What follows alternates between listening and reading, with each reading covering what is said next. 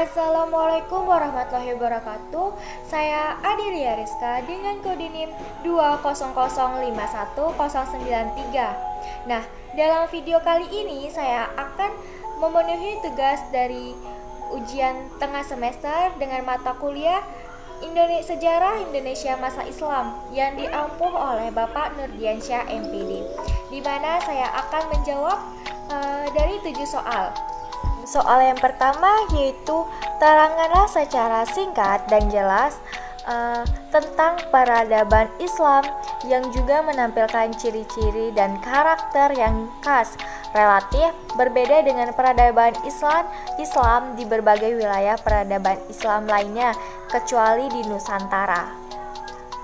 Proses penyebaran Islam ini didukung oleh para pedagang, musafir, dan ulama yang berdagang di daerah pelabuhan Selat Malaka. Dan hal ini yang menimbulkan berkembangnya ajaran Islam serta berdirinya pelabuhan-pelabuhan dan juga kota kerajaan di sekitar pelabuhan, yaitu di antara Selat Malaka dan Kerajaan Samudra Pasai. Dari kerajaan ini, Islam kemudian menyebar ke penjuru Nusantara.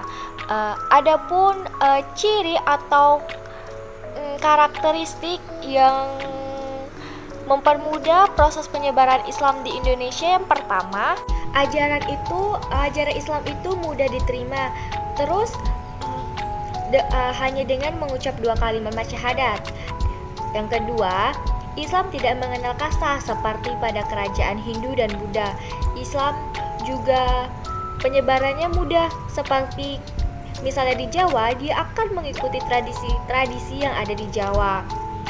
Dan juga masuknya Islam ini juga dipengaruhi oleh runtuhnya kerajaan pada masa saat itu adalah kerajaan Majapahit, yang hal ini mendorong mudahnya proses penyebaran Islam di daerah Jawa.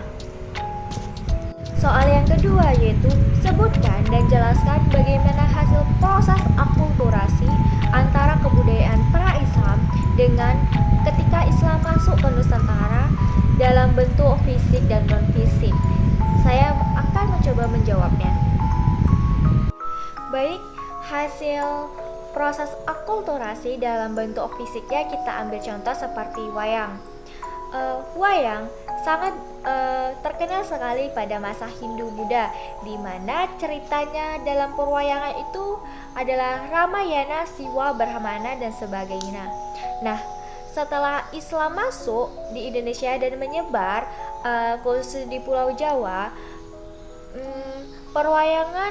tema perwayangan atau cerita perwayangan sudah berganti dalam masa kisah-kisah para nabi, yang dimana ini dilakukan oleh salah satu dari Wali Songo, yaitu Sunan Kalijaga, dimana beliau sangat tetap menyebarkan proses Islamisasi menggunakan tradisi-tradisi Jawa.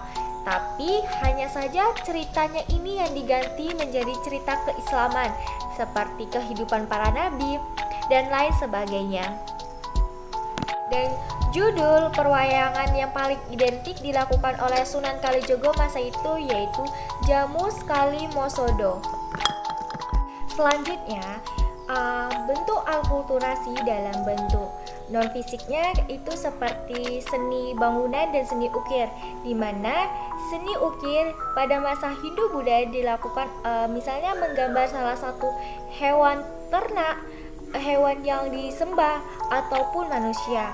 Nah, pada masa Islam, setelah Islam masuk ke Indonesia, seni lukis atau seni ukir itu diubah menjadi kaligrafi atau tulisan Arab ataupun bentuk-bentuk tumbuhan, yang dimana Islam sangat melarang sekali proses pengukiran atau penggambaran makhluk hidup seperti hewan dan juga manusia. Dalam seni bangunan kita ambil contoh seperti Masjid Agung Demak, di mana salah dari arsitektur masjid tersebut yaitu atapnya yang dahulunya itu adalah seperti tempat pemujaan, atap berbentuk seperti candi yang berunjak-unjak ke atas itu tetap dipakai, hanya saja pemakaian itu ditetapin sebagai alat tempat ibadah. Soal yang ketiga yaitu jelaskan dan uraikan bagaimana peran ulama dalam kerajaan Islam di Nusantara. Kehadiran ulama Melayu Nusantara sebagai bagian dari elit kerajaan lebih memperlihatkan gejala kota. Ulama ini menjadi satu kelompok sosial yang termasuk elit kota dengan jumlah keistimewaan karena pengetahuan di bidang ilmu keislaman atau di bidang ilmu agama. Para ulama juga senantiasa menjadi penasehat spiritual sekaligus hukum legislatif politik di tengah rakyatnya yang beralih menjadi Islam. Tak hanya sebagai penasehat raja, para ulama juga menjadi penerjemah Islam ke dalam sistem budaya Indonesia. Salah satunya dalam bidang hukum, ulama memegang peran sentral dalam membuat legislasi dan menentukan kehidupan keagamaan umat muslim di Indonesia. Soal keempat yaitu jelaskan apa penyebab timbulnya perang saudara pada Kesultanan Aceh. Perang saudara dalam hal perebutan kekuasaan turut berperan besar dalam melemahkan Kesultanan Aceh.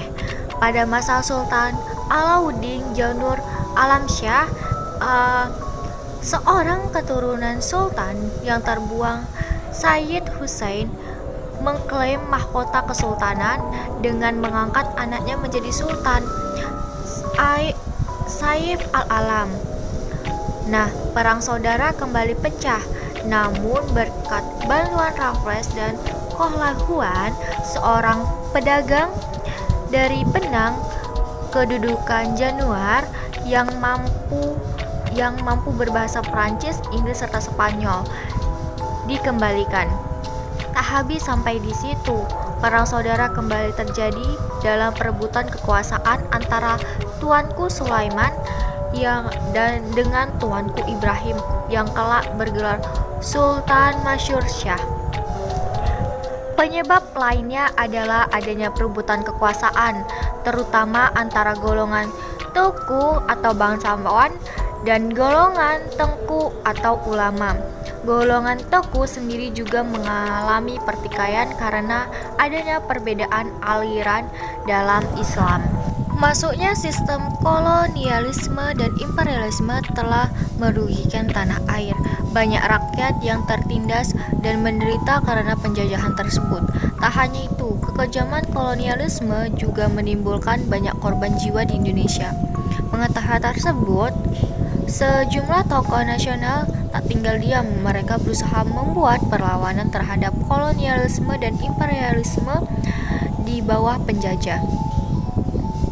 Berbagai perlawanan terhadap kolonialisme serta imperialisme di berbagai daerah di Indonesia, yaitu Sultan Agung yang merupakan Raja Mataram melawan VOC, Sultan Ajeng Tirtayasa dari Banten juga melawan VOC yang dulunya VOC meminta izin untuk berdagang, namun akhirnya Banten dikuasai sendiri oleh VOC.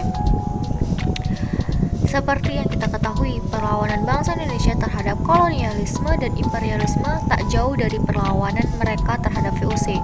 VOC merupakan perusahaan dagang milik Belanda yang bertujuan untuk menguasai negara Nusantara.